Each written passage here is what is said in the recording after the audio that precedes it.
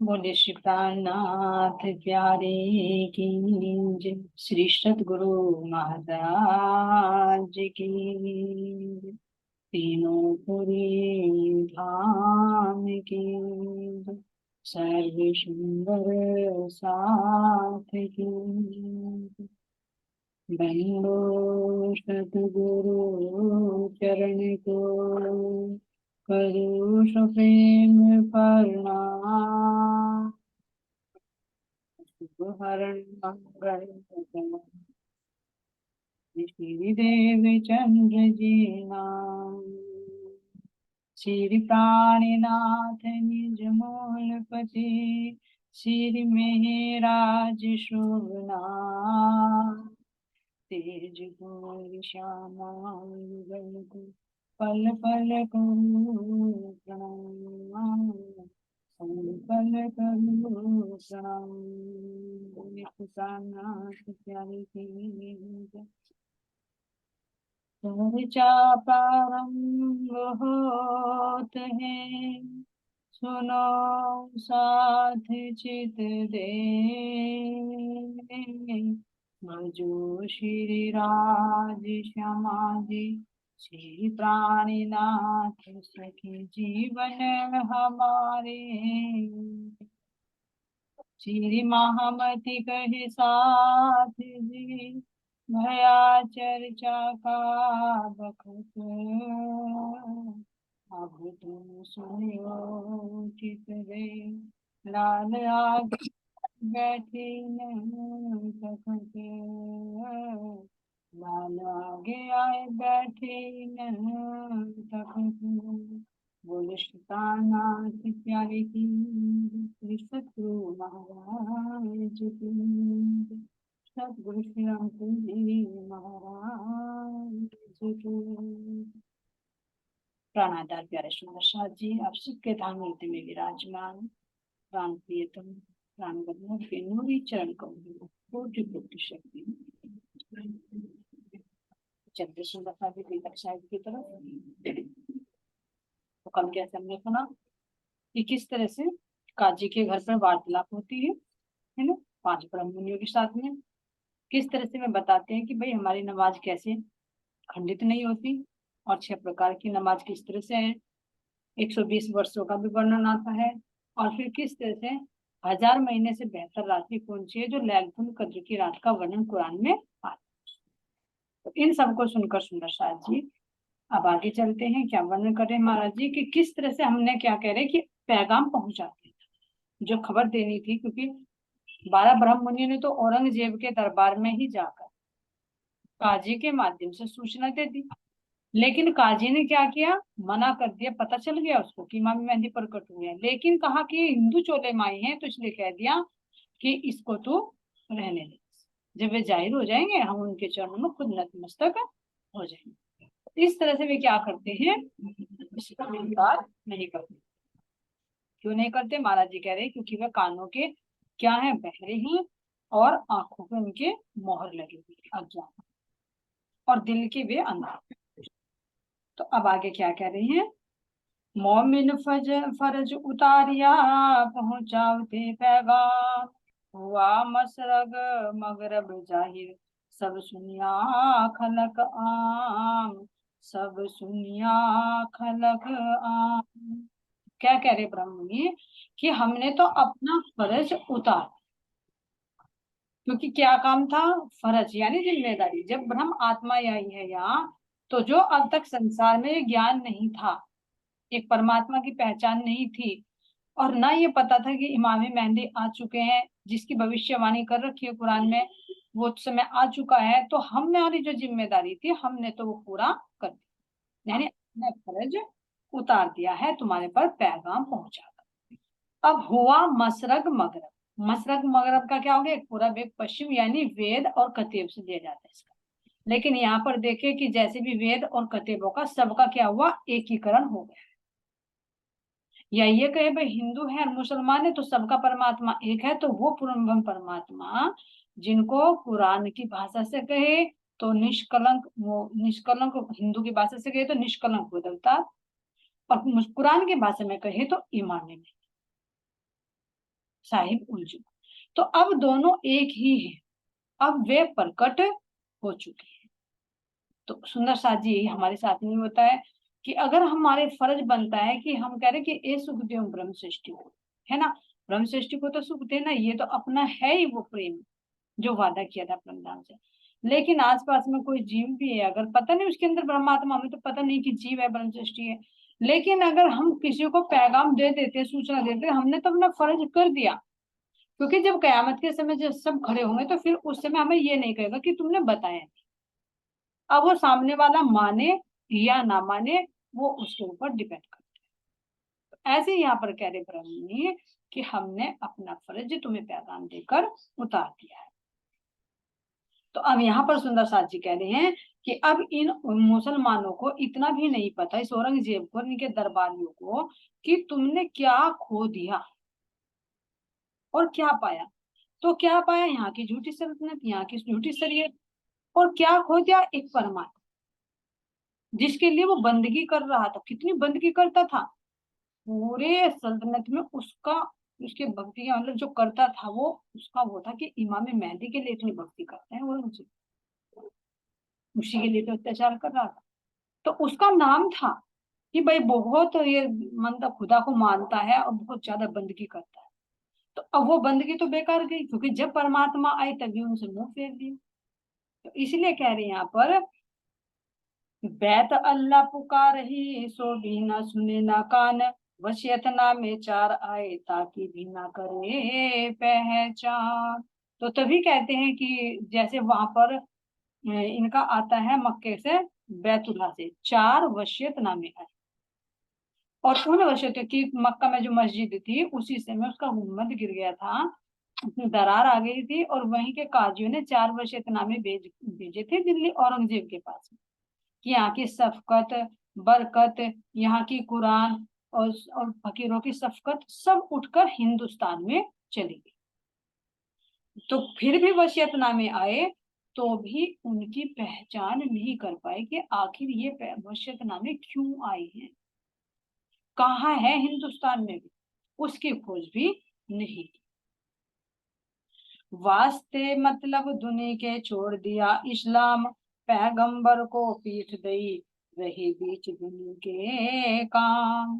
तो अब देखो क्या कह रहे हैं, वास्ते मतलब दुनिया के, यानी संसार के कार्यों के लिए किसको छोड़ दिया, निजानंद। जो निजानंद, निजानंद अपने आत्मा का जो आनंद है, उस आनंद को संसार के लिए छोड़ दिया। कैसे छोड़ दिया, पैगंबर को पीठ दी रहे बीच दुनिया के काम। पैगंबर को तो पीठ दे दी और संसार के कार्य में मस्त। तो ऐसे सुंदर साथ जी अगर हम देखें कि औरंगजेब ने तो किया है, लेकिन वो कहीं हम तो नहीं कर, क्योंकि हमारे पास भी ये परमात्मा का संदेश आ चुका है। सारे वेद शास्त्र पुकार पुकार कर कह रहे हैं कि निष्कलंक बुद्ध अवतार प्रकट हो चुके हैं, अब आगे कोई अवतार होने वाला नहीं है। तो अगर हमारे तक भी ये खबर आई और फिर भी हम क्या करें, इनसे तो पीठ फेरे रखे, सतगुरु से भी पीठ फेरे रखे, तारतम वाणी से भी पीठ फेरे रखे, वाणी चर्चा से भी पीठ फेरे रखे, ध्यान चितवनी से पीठ फेरे रखे, किसके लिए, संसार के कार्य के। अब विचार करिए, जैसे औरंगजेब के पास उसकी सल्तनत नहीं रही, खुद क्या हुआ, वो सब बर्बाद हो गया, गद्दी पर भी नहीं बैठ पाया, साम्राज्य धीरे धीरे समाप्त हो गया, 6 पीढ़ी तक उसकी चली, लेकिन फिर बाद में औरंगजेब अंतिम शासक बना, उसका कोई बाद में नाम लेने वाला भी नहीं रहा। और उसका हर्ष ऐसा ही होता है जो परमात्मा की राह पर नहीं चलता। ऐसी सुंदर साथी, क्योंकि दुनिया के काम दुनिया कब तक रहेगी, दुनिया के काम कब तक रहेंगे, सब मिट जाएंगे। तो अगर हम अपने लौकिक स्वार्थ के लिए, लौकिक कार्यों के लिए अगर परमात्मा से विमुख होते हैं तो यहाँ के रहेंगे ना वहां के रहेंगे, क्योंकि दुनिया तो एक दिन छूटनी है। अब ये कहीं कि हमारा कोई नाम लेने वाला, अब देखिए कोई अपने दादा या परदादा से भी पूछे तो कि क्या नाम था तो भूल जाते, लेकिन जो भक्त होते हैं उनको आज तक याद रखा जाता है। रहीमदास हुए हैं, मीराबाई हुए हैं, सूरदास हुए हैं, कबीर जी हुए, उनको नहीं उनका नाम लेता पता। तो जो परमात्मा की राह पर चलता है वास्तव में वो हमेशा के लिए संसार में भी अमर हो सकता है, उसको भूला नहीं जाता। और अगर संसार से विमुख होकर केवल अपने परिवार के लिए करते हैं तो सही पूछे तो परिवार वाले भी उसको कुछ समय के बाद भुला देते हैं। जैसे यहाँ औरंगजेब के साथ में हो रहा है। तो ऐसे सुंदर साथ जी हमारे साथ में महाराज जी हमारे लिए लिख पाए कि हम तो कहीं ऐसा नहीं कर रहे, हम तो इस पैगाम को पीठ नहीं दे रहे। किसके लिए? दुनिया के काम। अब यही नहीं सुंदर साथ, ये भी सोचो कि हम मान लो हम सुन रहे हैं तो हम तो पीठ नहीं दे रहे। पीठ देना भी कई तरह से होता है। जैसे देखिए आता की वाणी को ठुकराना पहले भी आया था, जैसे बिहारी जी के पास वाणी गई लेकिन उन्होंने रख तो ली अपने पास, प्रचार नहीं होने दिया, तो वो भी तो ठुकराना ही है ना। अगर हम इस वाणी को सुन रहे हैं और इस पर चलन नहीं बनाते तो भी ठुकराना ही है, ठुकराना ही हुआ ना फिर भी।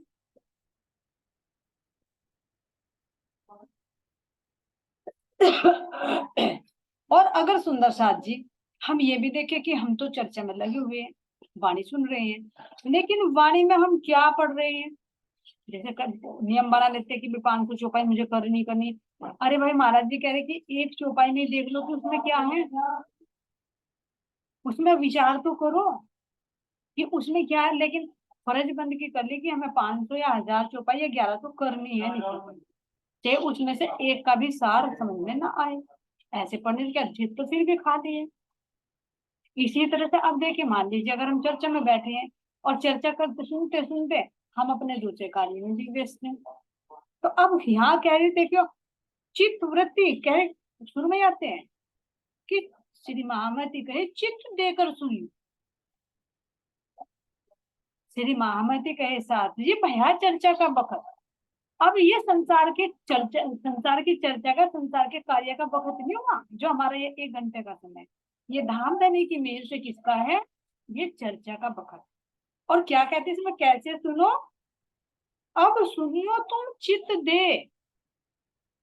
हमें आगाह करने के लिए बोला जाता है, ये नहीं कि कोई फर्ज बंदगी करना है, ताकि हम चौकस हो जाए कि श्री महामती जी लालराज जी महाराज जी आकर विराजमान हो गए हैं, हमें अपनी वाणी सुना रहे हैं। तो क्या कह रही हैं?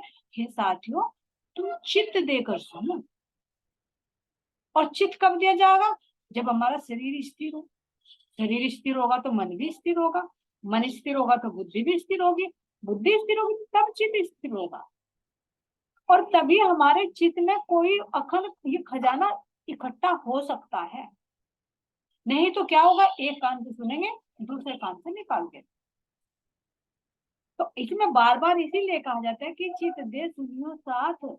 2 बार कहा जाता है, एक बार नहीं।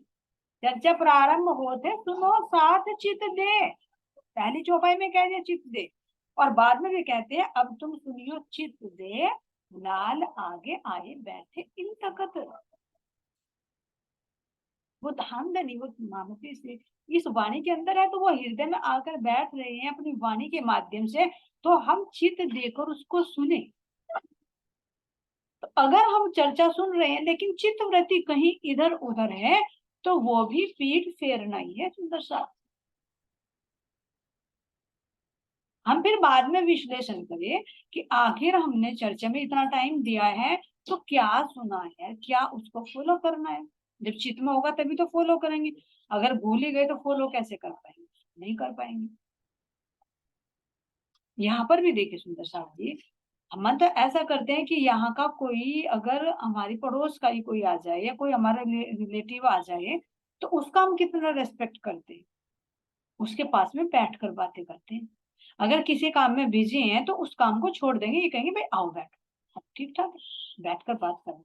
उसको चाय नाश्ते देंगे तो भी उसके साथ में बैठ कर बात करेंगे, या उसे ऐसे कह देंगे तू बैठ भाई मैं काम में लग रहा हूँ, काम करते करते बातें। तो जब यहाँ के संसार वालों को भी हम इतना रेस्पेक्ट देते हैं तो इस वाणी का क्या इतनी भी कदर नहीं है? ये सुंदर साहब जी इसमें किसी का कोई नुकसान नहीं, अपना ही नुकसान है। क्योंकि हमारा चित्त फिर खाली का खाली रह जाता है। फर्ज बंदगी तो हो जाएगी कि हाँ हमने सुन लिया, हमने मीटिंग अटेंड कर, लेकिन ये विचार बाद में करिए कि चित्त में क्या ठहरा। जैसे कोई मिलने के लिए आता है, बताया तो वो जो बातें करता क्या वो हम उसमें द्वारा मंथन नहीं करते, भाई वो आया था वो क्या कह कर गया, करते हैं ना। फिर कोई परिवार का जो मेंबर होता है उसको भी बताते हैं कि वो आज आया था ना और ऐसे ऐसे कह रहे थे। उस पर विचार जरूर करते हैं, उस पर चर्चा जरूर करते हैं। तो हम जो सुन रहे हैं इस गीतक के माध्यम से, हम उसे कितना बाद में विचार करते हैं कि फिर कितनी उस पर हम चर्चा करते हैं। इस पॉइंट पर सुदर्शन जी ध्यान देना, जो पहले ही अर्जी की जाती है कि चित्त दे सुन, चित्त देकर सुन।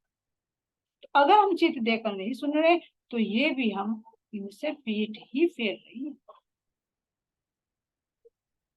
इसीलिए यहाँ पर कह रहे हैं मोमिनो ऊपर कसाला किया इन्होंने जोर, उन लड़ाई के बखत में किया दज्जाले शोर। कि मेरे मोमिन इनके पास संदेश लेकर गए तो इन्होंने क्या दिया, इन्हें कष्ट दिया, तो अब इस कष्ट का भुगतान इनको करना पड़ेगा। तो अब यहाँ पर सुंदर शाह जी बाद में क्या होता है कि जब कयामत का समय आएगा तो ये किस तरह से पश्चाताप करेंगे, उसका महाराज जी कह रहे हैं कि इनकी गर्दन ऊपर, इनका सिर ऊपर भी नहीं उठ पाएगा, क्योंकि कयामत के दिन तो जागृत बुद्धि आ जाएगी और इन सब का न्याय किया जाए। इसी तरह से हमारा भी न्याय किया जाए, क्योंकि सब कुछ खुल जाए।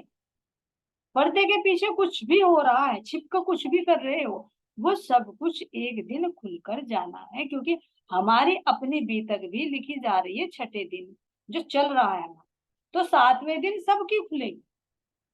तो ये मत सोचो कि हम जो छिप कर रहे हैं किसी को पता नहीं,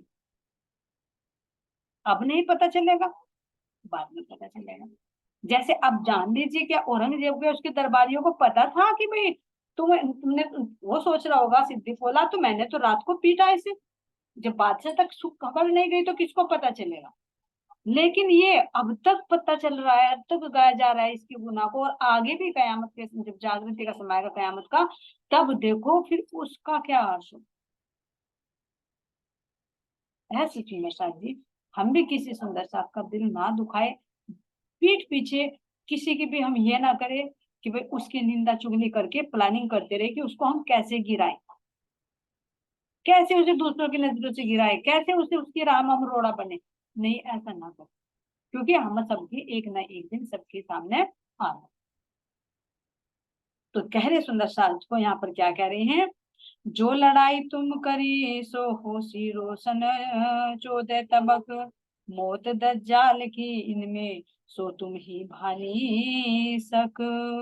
अब सुंदर साथ क्या कह रही हैं, उन्होंने जब कहा ना श्री जी ने कि तुम बैठे नजीक के तुम पलक न करे दो, कि जो है मेरे मोमिनो तुम तो लेकर गए, लेकिन इन्होंने न स्वीकार नहीं किया तो इनकी करनी इनके सामने आएगी, लेकिन तुम्हारे मूल तन तो परमधाम में सुरक्षित हैं।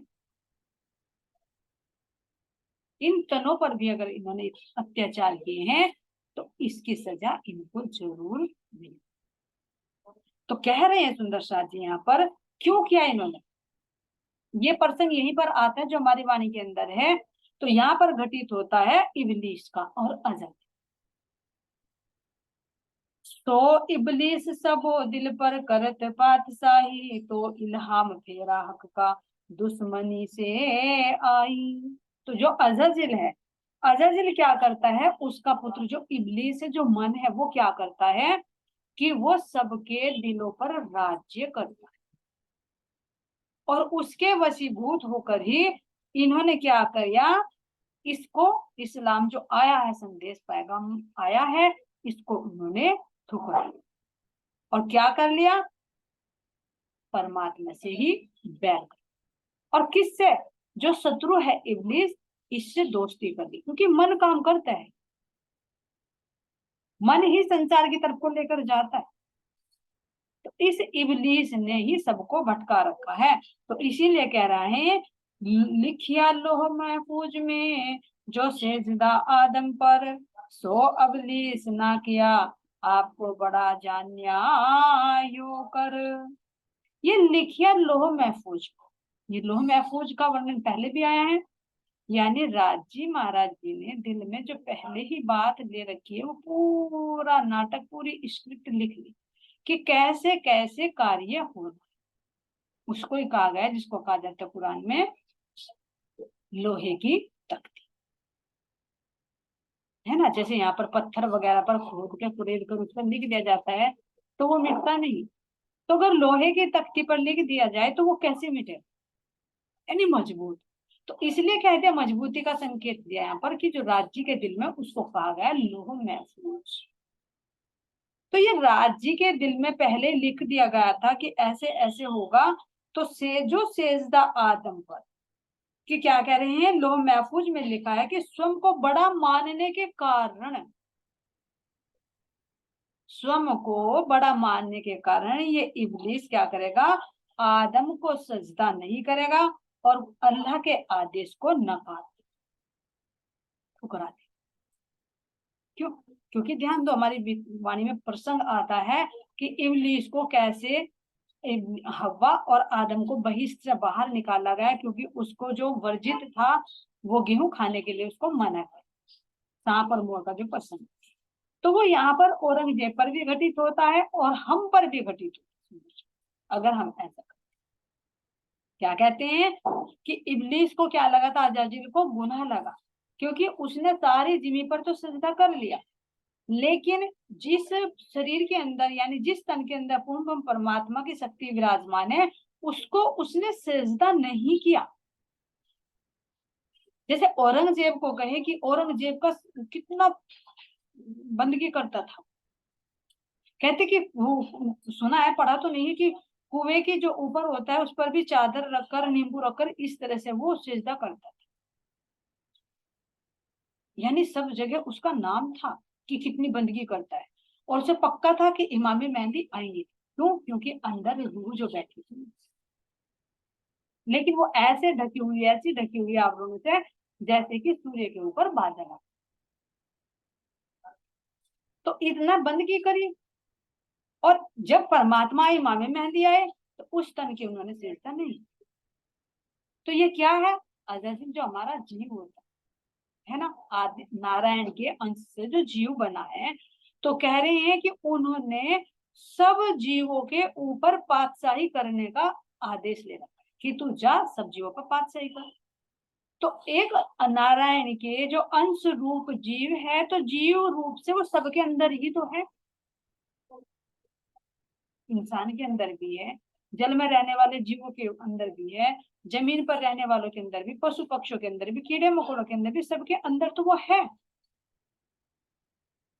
तो अब ये इब्लीस क्या करता है, उसको बाहर की तरफ को भटकाता है। जीव है, शरीर से मिलता है, और मन है जो उसका पुत्र बताया, अजाजिल का पुत्र इब्लीस, वो क्या करता है, वो बाहर को भटकाता है।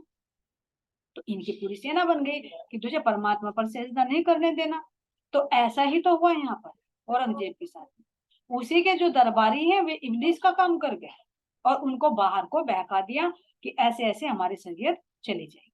तो जो इमाम मेहंदी प्रकट हुए थे, उनके सामने आए थे, उनको उन्होंने सजदा नहीं किया। ऐसे ही हम भी देखे सुंदर, यानी जो पूर्ण ब्रह्म परमात्मा आए हैं किनके अंदर, सतगुरु महाराज जी महाराज ठाकुर के तन में ही, इनके अंदर इंद्रावती से की, उनके ऊपर राज्य का आवेश है ना। तो अगर हम सब जगह सजदा करते रहे, सब जगह बंदगी करते रहे, और करते हैं, देखो इंसान इंसान की पूजा करता है, पेड़ों की भी पूजा करता है, पर्वतों की भी पूजा करता है, जल की भी पूजा करता है, अग्नि की भी पूजा करता है, यहाँ तक कि सारे जीवों की भी पूजा करता है। कछुए को भी पूजता है, मछलियों को भी पूजता है, नागों को भी पूजता है, यहाँ तक कि उसको दूध भी पिलाता है जो दूध पीता ही नहीं कभी। जिसने अपनी माँ का भी दूध नहीं पिया उसको जाकर दूध पिलाता है। तो सबकी तो बंदगी करता है, एक कह रहे कि एक अंगुल भी जगह नहीं छोड़ी पृथ्वी पर उसने सिजदा किया। लेकिन जहां पर पूर्ण ब्रह्म परमात्मा प्रकट हुए हैं, उसको बाह्य दृष्टि से देखने के कारण कि ये तो एक तन है, मिट्टी का बना हुआ बुत है, तो मैं इसको नमन क्यों करूं, इसको सिजदा क्यों करूं। तो यही कारण होता है कि मुसलमान जो होते हैं वे किसी के चरण स्पर्श नहीं करते। कि ये तो मिट्टी का बना हुआ बुत है, पुतला है, तो हम इसको क्यों सिजदा करें, हम तो उस खुदा के में चरणों में सिजदा करेंगे, एक वही बंदनी है। तो इसीलिए तो ये इब्लीस ही तो करा रहा है। लेकिन अब वो इन आंखों से तो नहीं दिख सकता परमात्मा, लेकिन कैसे दिखेगा, जब वो किसी तन के अंदर बैठकर अपनी लीला कर रहा है, क्योंकि किसी न किसी तन के अंदर तो बैठकर लीला करेगा ही। अब जा मान लीजिए अरब में आए, मोहम्मद साहब के रूप में आए, मुस्तफा के तन में, तो क्या उन्होंने तन धारण नहीं किया, ऐसे हवा में उतर गई कुरान की आयत। और कह रहे हैं कि पैगंबर से परमात्मा, पैगंबर भी परमात्मा के समान ही होता है, जो खुदा का संदेश देता है। ऐसे ब्रह्म सृष्टि के लिए कहा गया, ब्रह्म सृष्टि कही वेद ने, ब्रह्म जैसी तत्वगत। तो यहाँ पर एक तन को देख लेते हैं, इसलिए कह लेते हैं कि वो अलग है परमात्मा और ये तन अलग, तो ये गुनाह लगता है। तो इसीलिए तो हमारे इसमें कहा गया है कि प्रथम लागू सतगुरु के चरण, है ना, कि गुरु गोविंद दो खड़े, काके लागू पाए, बलिहारी गुरु आपने गोविंद दियो बताए। सर्वप्रथम सतगुरु के चरणों में समर्पित, क्योंकि सतगुरु संग करता, उनके साथ में परमात्मा, परमात्मा ही बैठकर उनके अंदर वो लीला करता है, वो प्रकाश देता। तो देखने की दृष्टि होती है, अगर तन को देखोगे तो सामान्य दृष्टि में नजर आएगा कि हमारे जैसा है, तो तुम सिजदा नहीं करोगे। लेकिन कह रहे महाराज जी के अंदर के नूर को देखोगे तो तुम्हें पता चलेगा कि इनके अंदर कौन हो रहा है। इसलिए कहा भले देखो तुम आकार को, पर देखो अंदर का नूर, अंदर की भी तो पहचान करो। लेकिन जो ये अज़ाज़िल है, जो ये इब्लीस मने है, ये इसकी बाहर की दृष्टि है, ध्यान देना, यही काना है, इसकी एक दृष्टि है बाहर की। तो बाहर के तन को देखेगा, विकारों को देखेगा, उसके वजूद को देखेगा, लेकिन उसके अंदर वो जो दृष्टि देखनी चाहिए, जो परमात्मा का अविष देखना चाहिए, वो उसके अंदर की आंख है ही नहीं, वो काना है, तो वो देखे कैसे। यहाँ भी सुंदर साथ जी कहते हैं कि जाति ना पूछो साधु की, पूछ लीजिए ज्ञान, और मोल करो तलवार का, पड़ी रहन दो म्यान। तो हमें जाति से या धर्म से नहीं देखना, तुम से नहीं देखना, जब उस परमात्मा के प्रकाश आता है तो हमें उस प्रकाश को, अगर नहीं देख पाते तो गुनाह लगता है। तो यही कह रहे हैं यहाँ पर, सेजदा सब जिमी पर किया ऊपर खुदाए, सो सारे सेजदे रद हुए, तो लानत गले हुआ, तो सारी जमीन पर सजदा कर ले, लेकिन परमात्मा के चरणों में सजदा नहीं किया। जो इमाम मेहंदी के रूप में आई है महामती श्री प्राणनाथ जी, उनके चरणों में सजदा नहीं किया तो उसकी सारी की हुई बंदगी निष्फल हुई। देखिए कि उसने अज़ाज़िल ने क्या किया था, पूरी पृथ्वी पर सजदा किया, लेकिन उसकी सारी बंदगी के बदले में उसको क्या मिली, दोजख मिली। तो ऐसे ही हम चाहे बिना ज्ञान के, बिना प्रकाश के, बिना सदगुरु की शरण में आए हुए कितना ही सेजदा कर ले, सारी क्या हो जाएंगी, रद्द हो जाएंगी। पाताल से लेकर तुम बैकुंठ तक की कितनी भी भक्ति कर लो, आखिर में फिर भी आवागमन में आना ही पड़ेगा। अब देखो, तो अब ये कह रही हैं, तो कह रहे हैं कि देखो कौन सी वो जिमी है जिस पर उसने सिजदा किया, और कौन सा वो स्वरूप है जिस पर उसने सिजदा नहीं किया। तो बाहर की शरीयत तो की, बाहर की बंदगी तो उसने की औरंगजेब ने, लेकिन जब प्राणनाथ जी के रूप में राज जी महाराज जी आए तो उन्होंने उनको सिजदा नहीं।